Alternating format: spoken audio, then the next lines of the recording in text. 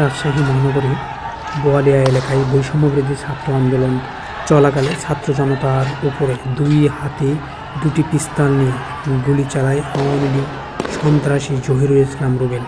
সেখানে পুলিশের শেল্টারে জনতার উপরে গুলি চালায় এই সন্ত্রাসী জহিরুল ইসলাম স্থানীয় যুবলীগের সন্ত্রাসী ক্যাডার। তার গুলিতে কয়েকজন আন্দোলনকারী নিহত ও আহত হয়। গত 13ই সেপ্টেম্বর দিবাগত রাত 1:15টার দিকে কুমিল্লার দাউদকান্দি থেকে গ্রেপ্তার করেছে র্যাব। র্যাবের আইন ও গণমাধ্যম শাখা বিষয়টি নিশ্চিত করেছেন। র্যাব জানায়, গত 5 আগস্ট রাজশাহী মহানগরীর বোয়ালিয়া এলাকায় ছাত্র জনতার উপরে হামলা ও গুলি চালায় এই জহিরুল ইসলাম। তার দুহাতে দুটি পিস্তল নিয়ে গুলি চালানোর ভিডিও সামাজিক যোগাযোগ মাধ্যমে ছড়িয়ে পড়লে আলোচনা সমালোচনার সৃষ্টি হয়। পরে জহিরুল গা ঢাকা দেয়। পরে জহিরুলকে গ্রেপ্তার করতে নজরদারি বৃদ্ধি করে আইন শৃঙ্খলা বাহিনী সহ র্যাব। সর্বশেষ এই সন্ত্রাসীকে আইনের আওতায় নিয়ে আসা হয়েছে।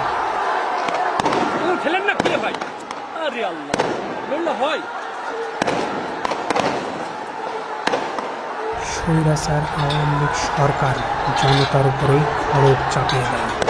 তাদের খড়গ থেকে বাঁচতে ছাত্র জনতা জুলাই মাসের 1 তারিখ থেকে রাস্তা অবরোধ করে আন্দোলন শুরু করে। 15ই জুলাই আন্দোলনটি সহিংসতায় রূপ নেয়। সর্বশেষ 5 আগস্ট এই আওয়ামী লীগ সরকার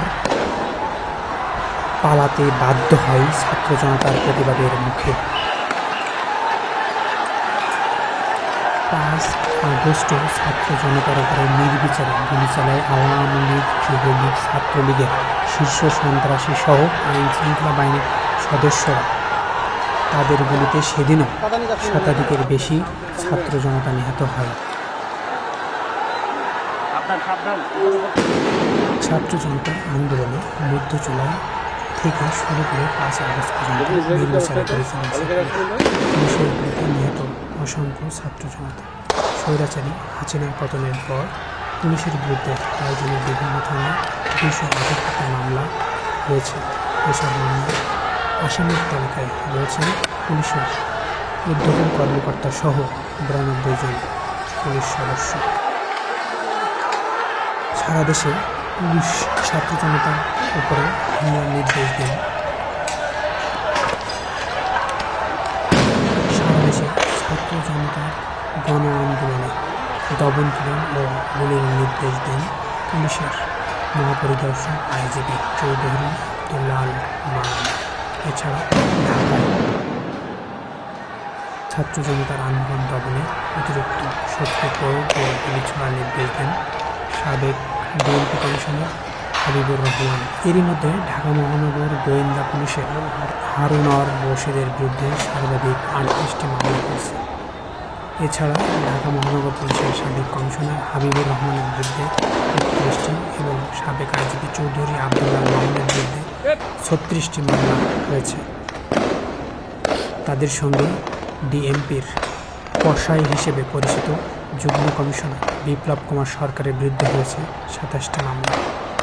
উপপরিদর্শক থেকে শুরু করে কনস্টেবল, ডিসি, ডিবির এসআই অমিতাভ দর্জির বিরুদ্ধে সর্বাধিক 4টি মামলা হয়েছে। এছাড়াই মামলায় নাম রয়েছে অতিরিক্ত পুলিশ কমিশনার, সহকারী পুলিশ কমিশনার, একাধিক থানার ওসি, ইন্সপেক্টর, এসআই থেকে কনস্টেবল পর্যন্ত।